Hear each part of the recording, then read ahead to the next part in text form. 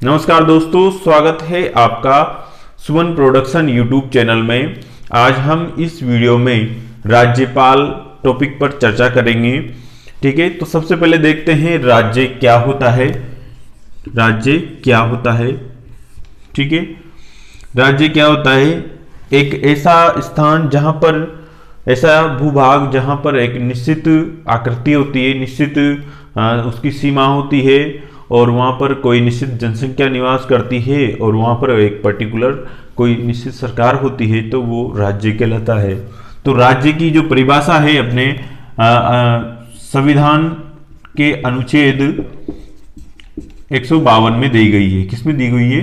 अनुच्छेद 152 में इसकी परिभाषा दी गई है। किसकी? राज्य की परिभाषा। किसमें? 152 में। ठीक है, अब इसके बाद चलते हैं अपन राज्यपाल पर। राज्यपाल, राज्यपाल के बारे में अगर कहा जाए तो इसको नाम मात्र का प्रमुख होता है राज्यपाल। नाम मात्र प्रमुख, कार्यपालिका का भी प्रमुख होता है। ठीक है, राज्य का जो प्रथम नागरिक होता है, प्रथम नागरिक भी कौन होता है? राज्यपाल होता है। और संवैधानिक प्रमुख भी इसको कहा जाता है। संवैधानिक रूप से प्रमुख आदमी भी कौन होता है? राज्यपाल ही होता है राज्य का। ठीक है, राज्य में संवैधानिक प्रमुख कौन माना जाएगा? वो भी राज्यपाल होगा। और नाम मात्र प्रमुख मतलब क्यों होता है नाम मात्र प्रमुख? क्योंकि इसकी वास्तविक शक्तियों का उपयोग कौन करता है? मंत्रिपरिषद करता है, मुख्यमंत्री और मंत्रिपरिषद। ठीक है, तो नाम मात्र का प्रमुख होता है, कार्यपालिका का प्रमुख होता है और राज्य का प्रथम नागरिक होता है और संवैधानिक प्रमुख होता है। अब आगे बढ़ते हैं, राज्यपाल से संबंधित महत्वपूर्ण अनुच्छेदों को हम देखते हैं। ठीक है,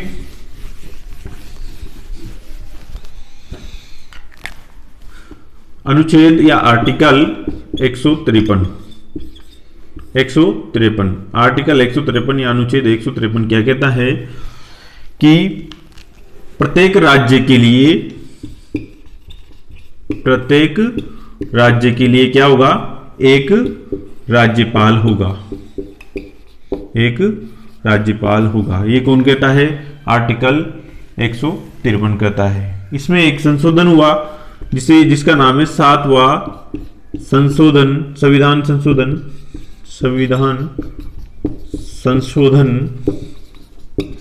1956 मतलब 1956, जिसमें कहा गया है कि दो या दो से अधिक राज्यों के लिए, दो या दो से अधिक राज्यों के लिए भी एक राज्यपाल हो सकता है। एक राज्यपाल की नियुक्ति की जा सकती है। ठीक है, दो या दो से अधिक राज्यों के लिए भी एक राज्यपाल की नियुक्ति की जा सकती है। कौन सा संविधान संशोधन कहता है? 7वां संविधान संशोधन। कब आया ये? 1956 में। ठीक है, और इसका आर्टिकल कौन सा है? ये आर्टिकल अनुच्छेद है 153। मेन आर्टिकल क्या है? प्रत्येक राज्य में एक राज्यपाल होगा। पर 7वां संशोधन क्या कहता है कि इसके अनुसार दो या दो से अधिक राज्यों के लिए अगर जरूरत पड़ी तो एक राज्यपाल की नियुक्ति भी की जा सकती है। उसके बाद चलते हैं आगे 154 पे। आर्टिकल 154 अनुच्छेद 154 पर चलते हैं। ठीक है, आर्टिकल 154 कहता है कि राज्य की जो कार्यपालिका शक्तियां होती है, राज्य की कार्यपालिका शक्तियां किसमें समाहित होती है? शक्तियां किसके पास होती है? राज्यपाल के पास होती है। ये कौन सा आर्टिकल कहता है? ये कहता है भाई 154 में क्या कहा गया है कि कार्यपालिका शक्तियां राज्यपाल में निहित होती है, जिसका उपयोग, इन शक्तियों का उपयोग वह स्वयं अपने अधीनस्थों के माध्यम से करता है। ये किसमें? 154 में कहा गया है। आगे बढ़ते हैं अपन 155 पर। अनुच्छेद 155 क्या कहता है? अनुच्छेद 155 ये कहता है राज्यपाल की नियुक्ति। राज्यपाल की नियुक्ति कैसे की जाएगी इसका उल्लेख है। ठीक है, राज्यपाल की नियुक्ति कौन करेगा? तो वो करेगा राष्ट्रपति। तो 155 आर्टिकल 155 कहता है कि राज्यपाल की नियुक्ति किसके द्वारा की जाएगी? राष्ट्रपति के द्वारा की जाएगी। ठीक है, आगे बढ़ते हैं। मैं जल्दी, थोड़ा सा टाइम ज्यादा वीडियो नहीं बने पड़ा, तो इसलिए मैं थोड़ा जल्दी कर रहा हूं। ठीक है, 156 आर्टिकल नंबर 156 क्या कहता है? आर्टिकल 156 कहता है कि राज्यपाल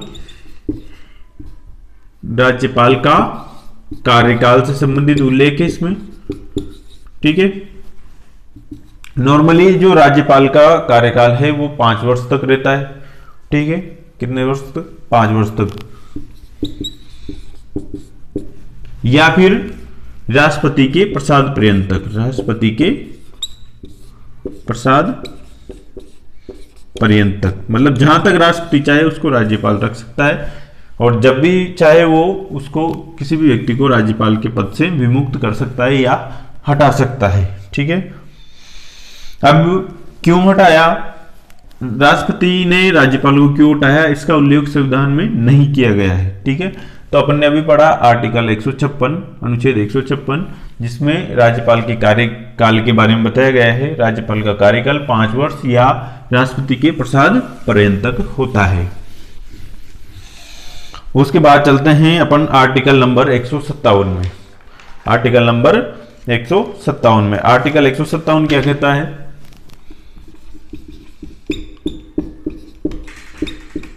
आर्टिकल 157 में राज्यपाल की योग्यताएं हैं, मतलब योग्यताएं, मतलब राज्यपाल बनने के लिए क्या क्या योग्यताएं आवश्यक है, ये इसमें दिया गया है। किसमें? 157 में। ठीक है, तो क्या है कि वो भारत का नागरिक होना चाहिए, भारत का नागरिक होना चाहिए। ठीक है, दूसरी बात क्या है, उसकी न्यूनतम आयु 35 वर्ष होना चाहिए। न्यूनतम आयु कितनी होनी चाहिए? 35 वर्ष होना चाहिए। ठीक है, उसके बाद तीसरा शर्त है किसी भी लाभ के पद पर न हो। चौथा पॉइंट है विधान मंडल।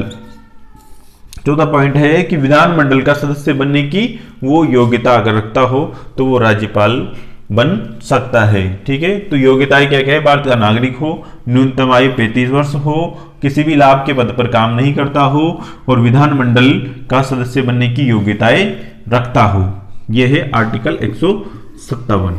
ठीक है, आगे बढ़ते हैं आर्टिकल नंबर 158 पर, अनुच्छेद 158 पर। तो अनुच्छेद 158 में राज्यपाल की शर्तें दी हुई है। क्या दी हुई है इसमें भाई? शर्तों के बारे में बताया गया है। ठीक है, शर्तें क्या है कि भाई कौन सा व्यक्ति जो है कि राज्यपाल नहीं बन सकता या बन सकता है, उसके लिए क्या क्या शर्तें हैं, इसके बारे में चर्चा करेंगे। तो ऐसा व्यक्ति जो कि किसी भी सदन का सदस्य न हो, किसी भी सदन का सदस्य न हो, वो भारत का राज्यपाल बन सकता है। यदि किसी, दूसरी कंडीशन क्या है, यदि किसी राज्य को 2 या 2 से अधिक राज्यों का राज्यपाल बनाया जाता है, नियुक्त किया जाता है, तो उसका वेतन का जो अनुपात होगा वो कौन निर्धारित करता है? वेतन का अनुपात कौन निर्धारित करता है? राष्ट्रपति ही निर्धारित करेगा। दूसरा पॉइंट क्या है कि यदि किसी व्यक्ति को 2 या 2 से अधिक राज्यों का राज्यपाल बनाया जाता है, ठीक है, तो उसका जो वेतन होगा, कौन से राज्य से कितना वेतन दिया जाएगा और कौन से से कितना वेतन दिया जाएगा, इसका निर्धारण कौन करेगा? राष्ट्रपति द्वारा किया जाएगा। आगे बढ़ते हैं, अगला पॉइंट है कार्यकाल के दौरान, जब भी वो राज्यपाल है, कार्यकाल के दौरान उसके वेतन में कोई भी कटौती नहीं की जा सकती है, किसी भी प्रकार की कटौती नहीं किया जा सकती है। और चौथा पॉइंट ये है कि नॉर्मली, जरूरी नहीं है, नॉर्मली जिस भी व्यक्ति को राज्यपाल बनाया जाता है तो वो व्यक्ति उस संबंधित राज्य का व्यक्ति नहीं होना चाहिए, मतलब अदर स्टेट का होना चाहिए, उसको नॉर्मली राज्यपाल बनाया जाता है। ये बात हो गई अपने 158 में, जिसमें मुख्यतः क्या आती है, शर्तें आती है। उसके बाद आर्टिकल 159 क्या कहता है, ये राज्यपाल की शपथ के बारे में कहता है। इसमें क्या आता है, राज्यपाल की शपथ।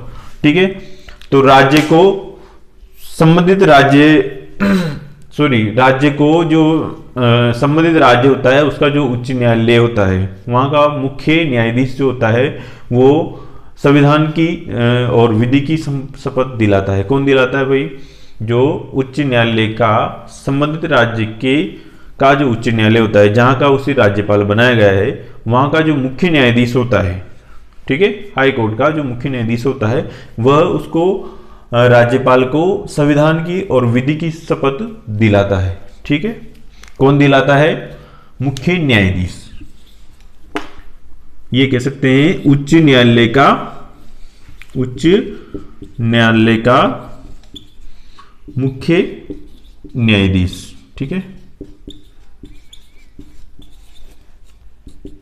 ये राज्यपाल को शपथ दिलाता है। ठीक है, उसके बाद आ जाता है 160 पर, आर्टिकल नंबर 160 पर। ठीक है, आर्टिकल 160 क्या कहता है, अगर आकस्मिक परिस्थिति में राज्यपाल का पद रिक्त हो जाए, किसी भी कंडीशन में, जैसे राज्यपाल की मृत्यु हो जाए या कोई भी अन्य कारण से राज्यपाल का पद खाली हो जाता है, तो वहां का जो कार्यभार है, संबंधित राज्य का कार्यभार है, वो कौन संभालता है, वो संभालेगा आकस्मिक पद रिक्त। ठीक है, तो 160वां क्या कह रहा है, आर्टिकल 160 क्या कह रहा है, आकस्मिक पद अगर रिक्त हो जाता है तो वहां का जो कार्यभार है वो कौन संभालेगा, मुख्य न्यायाधीश संभालेगा। उच्च न्यायालय का मुख्य न्यायाधीश इसको संभालता है, जहां तक कि नया राज्यपाल नियुक्त नहीं कर दिया जाए। ठीक है,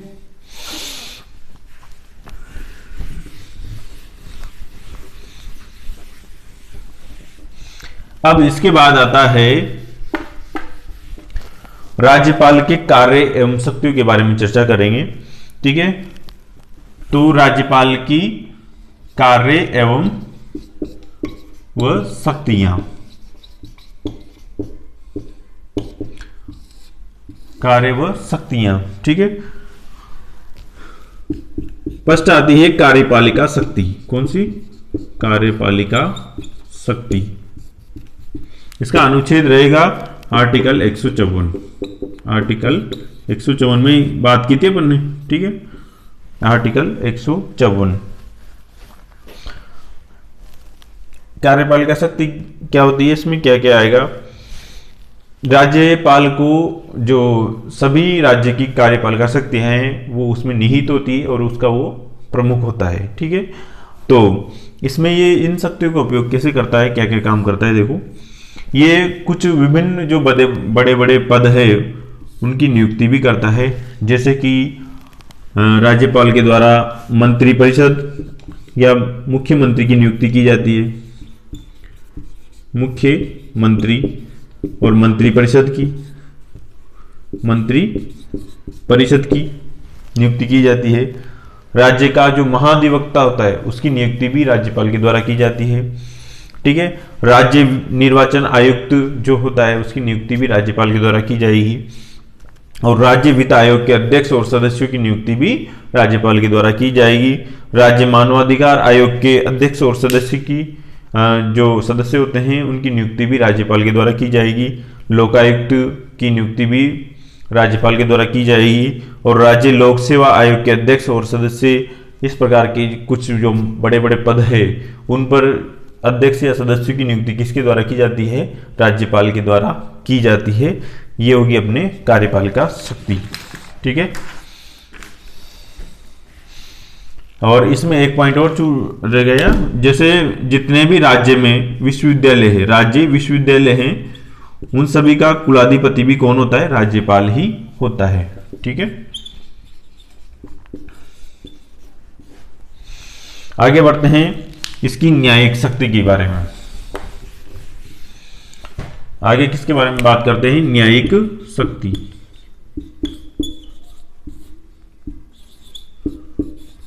न्यायिक शक्ति, न्यायिक शक्ति में जैसे कि समाधान की शक्ति है, ठीक है, कोई अपराधी है तो वो उसकी अपराध को क्षमा कर सकता है या कम कर सकता है, तो ये न्यायिक शक्ति हो जाएगी उसकी, ठीक है।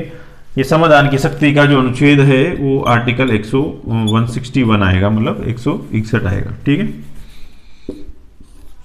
समाधान की शक्ति क्या कहती है, राज्यपाल जैसे किसी भी व्यक्ति को अपराध घोषित किया गया है, अदालत के द्वारा उसको अपराधी घोषित कर दिया गया है, पर अपराध ऐसा होना चाहिए कि वो राज्य सूची का ही विषय हो, न कि केंद्र सरकार का, ठीक है।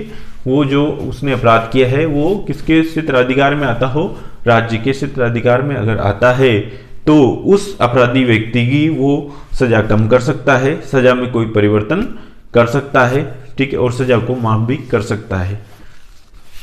पर राज्यपाल अगर फांसी की सजा सुनाई जाती है हाई कोर्ट के द्वारा या सुप्रीम कोर्ट के द्वारा, सुप्रीम कोर्ट की तो अपन बात उसका कर ही नहीं सकते, अगर हाई कोर्ट के द्वारा फांसी की सजा किसी व्यक्ति को सुनाई जाती है तो उसको वो माफ नहीं कर सकता है, फांसी की सजा के संबंध में उसका कोई अधिकार नहीं है, बाकी जो भी कठोर कारावास है उनको वो परिवर्तित कर सकता है। तो इसमें भी कुछ पॉइंट हैं, जैसे कि समाधान की शक्ति, समाधान की शक्ति में भी कुछ पॉइंट है, जैसे किसी भी अपराधी को क्या कर सकता है, वो क्षमा कर सकता है, समाधान दे सकता है, लघुकरण कर सकता है किसी भी सजा को, ठीक है। लघुकरण किसे, जैसे 20 वर्ष का कठोर कारावास है तो उसको 10 वर्ष के कठोर कारावास में उसने चेंज कर दिया, तो ये लघुकरण हो गया, मतलब छोटा, ठीक है। परिहार कर सकता है, परिहार, और परिहार का मतलब क्या हो गया, इसमें क्या होता है कि जैसे 20 वर्ष की कठोर कारावास दी गई है तो वो कठोर कारावास तो रहेगी पर उसका टाइम क्या हो जाएगा, कम हो जाएगा। 20 वर्ष की कठोर कारावास किस में बदल जाएगी, जैसे कि 10 वर्ष में की कठोर कारावास में, ठीक है। इसमें टाइम भी चेंज हो जाता है और सजा की कैसी एक कठोर एक साधारण है ये भी चेंज हो जाता है, किसमें, लघुकरण में।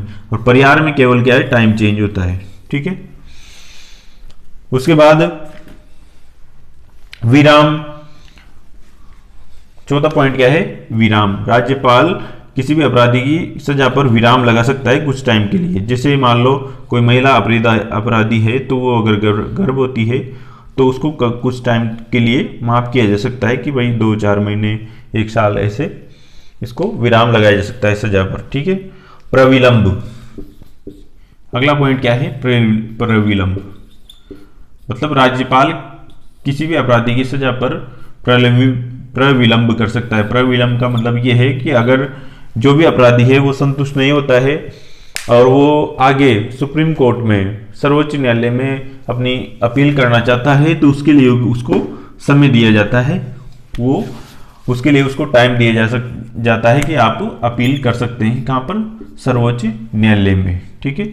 ये होगी आपकी समाधान की शक्तियां।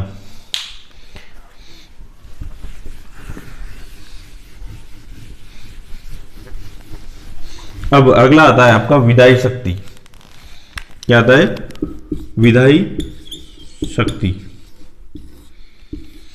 ठीक है। विधायी शक्ति, विधायी शक्ति में मतलब विधान मंडल से संबंधित जितने भी काम हैं वो विधायी शक्ति में माने जाएंगे, जैसे कि विधानमंडल के सत्र को बुलाना, आहूत करना, ठीक है, विधानमंडल के सत्रों को समाप्त करना या सत्रावसान करना, ठीक है, ये किस में आ जाएंगे, विधायी शक्ति में आ जाएंगे। विधानसभा को भंग करना, ये सब काम किसके हैं, राज्यपाल के हैं, ठीक है। तो सत्र को आहूत करना या बुलाना, ठीक है, आहूत करना, सत्र को समाप्त करना और विधानसभा को क्या करना, भंग करना, को भंग करना, ये सब किस में आ जाएंगे भाई, राज्यपाल की विधायी शक्तियों में आ जाएंगे, ठीक है। ये होगी इसकी विधायी शक्ति। अगली शक्ति आती है इसकी विधेयक को विधेयकों पर स्वीकृति से संबंधित शक्ति। कोई भी विधेयक लाया जाता है विधानसभा में और विधान परिषद अगर वहां पर है तो उनमें, तो उसके संबंध में राज्यपाल की क्या शक्ति है। कोई भी विधेयक लाया जाता है तो राज्यपाल की ये शक्ति है कि वो उसको स्वीकृत कर सकता है, अगर वो चाहे तो उसको स्वीकृत नहीं करे, और चाहे तो वो उसको कुछ टाइम के लिए भी अपने पास रख सकता है। ठीक है, और अगर वो चाहे, उसे कुछ लगता है कि ये जो विधेयक बनाया गया है वो किसी सर्वोच्च न्यायालय की या अपने न्यायालय की जो स्थिति है उसको खतरे में डालता है, उसके विरुद्ध कानून बनाया गया है सर्वोच्च न्यायालय के विरुद्ध या संसद के विरुद्ध, तो फिर ये इस विधेयक को राष्ट्रपति के लिए आरक्षित भी कर सकता है। तो ये होगी इसकी विधेयकों पर स्वीकृति से संबंधित सब शक्ति। एक बार और रिपीट कर देता हूं, उसको स्वीकृत कर सकता है, मना कर सकता है, ठीक है, और उसको अपने पास रख सकता है, ठीक है। अगली एक पॉइंट और होगी इसका, पुनर्विचार के लिए लौटा सकता है। किसके लिए? पुनर्विचार के लिए लौटा सकता है, ठीक है। और इसे अपने राष्ट्रपति, जो भी है संबंधित देश का राष्ट्रपति के लिए आरक्षित भी कर सकता है, अगर उसे लगता है कि ये केंद्र सरकार की स्थिति को खतरे में डालता है। तो स्वीकृत कर सकता है, नहीं कर सकता, मना कर सकता है, अपने पास रख सकता है, पुनर्विचार के लिए भेज सकता है, और राष्ट्रपति के लिए आरक्षित भी कर सकता है। अगर वो किसी विधेयक को राष्ट्रपति के लिए आरक्षित करेगा तो सारे अधिकार इसके क्या हो जाएंगे? खत्म हो जाएंगे। अधिकार क्या हो जाएंगे? राज्यपाल की खत्म हो जाएगी। अब जो भी निर्णय लेगा कौन लेगा? राष्ट्रपति लेगा, ठीक है। पुनर्विचार की कंडीशन में क्या होता है?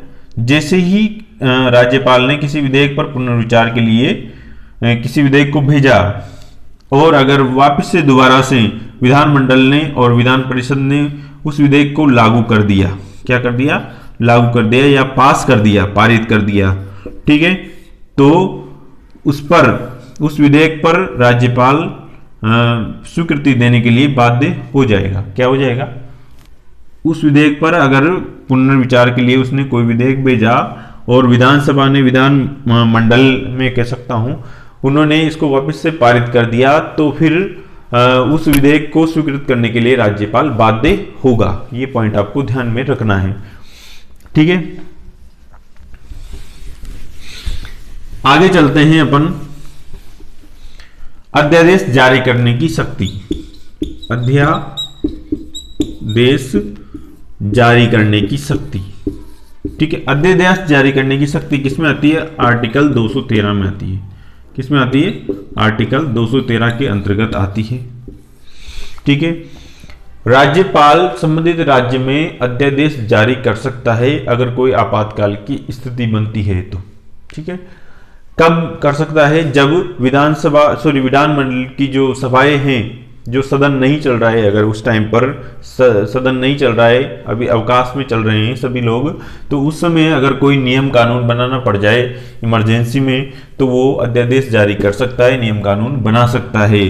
पर ये जो नियम कानून बनाता है वो जैसे अध्यादेश जारी करने के 6 माह तक ही लागू रहता है। 6 माह में इसकी वैल्यू खत्म हो जाती है। अगर अध्यादेश जारी करने के कुछ समय बाद सदन चल जाता है, विधानमंडल की जो सदन है वो चल जाता है, तो फिर उसके 42 दिन मतलब 6 सप्ताह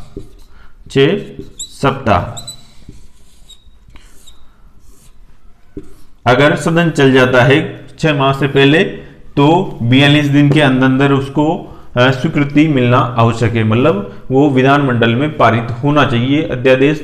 अगर वो पारित हो जाता है, उस पर सहमत हो जाते हैं सभी, तो वो कानून बन जाता है, अदरवाइज वो स्वतः ही नष्ट हो जाता है, ठीक है। अध्यादेश का ये कंडीशन है। अब आता है वित्तीय शक्ति। कौन सी शक्ति?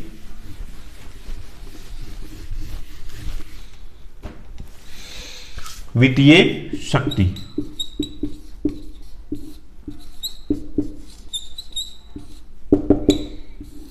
वित्तीय शक्ति क्या कहती है? किसी भी धन विधेयक या वित्त विधेयक, धन विधेयक तथा वित्त विधेयक राज्यपाल की पूर्व अनुमति से ही विधानसभा में रखे जाते हैं। किस में रखे जाते हैं? विधानसभा में, पूर्व अनुमति से ही। ठीक है, इसकी अनुमति के बिना अपन वित्त विधेयक या धन विधेयक को विधानसभा में नहीं रख सकते हैं। ठीक है, पर इसमें कंडीशन ये होती है कि इस विधेयक को, धन विधेयक या वित्त विधेयक को राज्यपाल पुनर्विचार के लिए नहीं लौटा सकता है। क्यों? क्योंकि इसी की पुनर्नुमति से ये विधेयक विधानसभा में रखे जाते हैं, तो पुनर्विचार के लिए नहीं लौटा सकता है। ठीक है, अब उसके बाद आ जाती है जाता है अपना स्वविवेकी शक्ति। राज्यपाल की स्वविवेकी शक्ति। कुछ राज्यपाल की शक्तियां ऐसी होती है जिसका उपयोग वो स्वविवेक से कर सकता है।